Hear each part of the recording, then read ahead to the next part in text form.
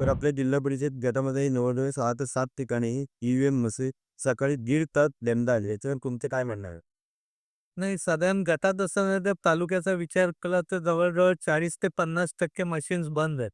एक-एक मशीन 1-1, 2-2, 3-3, 4-4 वेळा आणल्यानंतरही बंद करतायत.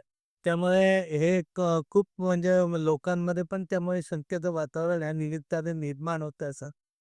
असं कधीही कुठच्या इलेक्शनला झालं नव्हतं, की एवढी मशीन बंद पडण्याची. आता ह्याच कॉलनीच्या बूथचा जर तुम्ही सांगायचं झालं, तर किमान 50 लोक हे गाडीची रिझर्व्हेशन आणि सगळ्या गोष्टीमुळे आज पुण्याने मुंबईला परत निघून गेले आणि त्याचा मतदानाचा हक्क या अनावधी कारभारामुळे झालेला आहे.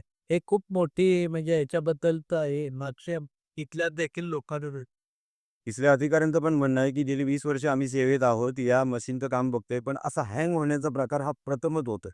हो, ही पहिलीच वेळ आहे अशी, की एवढ्या मोठ्या प्रमाणात एखाद्या वेळी सगळ्या तालुक्यामध्ये एखादं मशीन गडबड व्हायचं, पण आता तर सर्रास फोन आला, की उचलायची भीती वाटते, की प्रत्येक कार्यकर्ता मशीन बंद आहे, मशीन बंद आहे आणि हे आता सगळ्यांना सांगून आता अधिकाऱ्यांना कलेक्टरपासून सगळीकडे आपण या सूचना केलेल्या आहेत. आता आगव्याचं मशीन 2.5 तास बंद आहे. आज तिथं बाहेर आणि ती जी मुलगी आहे ऑपरेटर, ती डोक्याला हात लावून नुसती कपाळ ठेवून बसलेली आहे, की काय करायचं? हे तिला सुचत नाही, इतकी हँग होऊन बसलेली आहे आणि याची दखल तातडीने घेणं गरजेचं.